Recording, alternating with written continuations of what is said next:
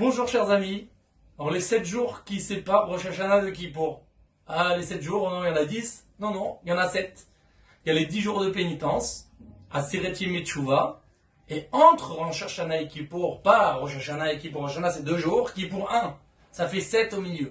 Il y a 7 jours qui séparent Rosh Hashanah de Kippour. C'est écrit dans les Sfarim. Le Mishnah Berurah, il ramène que ce sont des jours, que chaque jour de l'année, il a une possibilité, chaque jour, excusez-moi, de cette semaine-là, a une possibilité de réparer tous les jours de l'année. C'est-à-dire, le dimanche de cette semaine-là, qui est entre Rosh Hashanah et Kippour, ça répare tous les dimanches de l'année.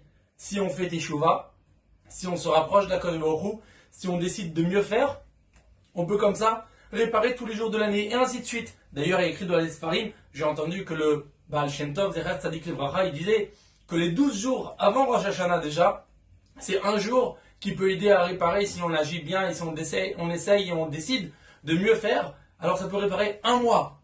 Chaque journée, un mois par rapport à tous les mois de l'année. Comme ça, on peut réparer toute l'année. Peut-être cette année-là qu'il y avait 13 jours, il faudrait 13 mois, excusez-moi. On devrait faire 13 jours. Mais comme ça, il a enseigné. En tout cas, les 7 jours, il y a écrit que les 7 jours qui séparent Rosh Hashanah de Kippour, si on fait Teshuvah, disait le Harizal, si quelqu'un il va jeûner et faire Teshuvah, alors ça lui répare toutes les fautes de l'année, encore une fois, qu'il a fait durant cette journée-là. Seulement, de nos jours, on n'a plus tellement les forces de jeûner.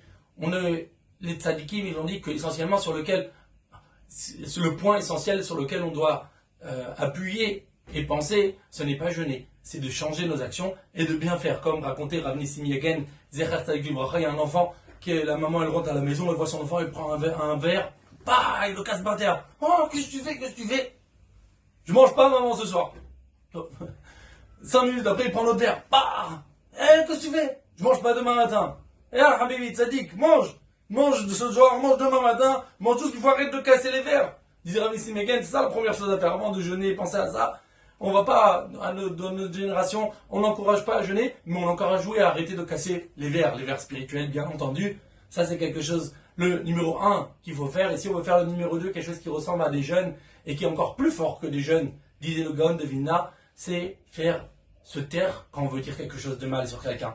Quand il y a quelqu'un qu'on veut dire une mauvaise parole, et on se tait à ce moment-là, dit le Gaon de Vilna, c'est encore plus fort, et ça pardonne, et ça purifie que plus que des ta'aniyot, que des jeûnes, qu'on mérite de tous se purifier, de voir le Mashiach tel qu'il est nous très prochainement.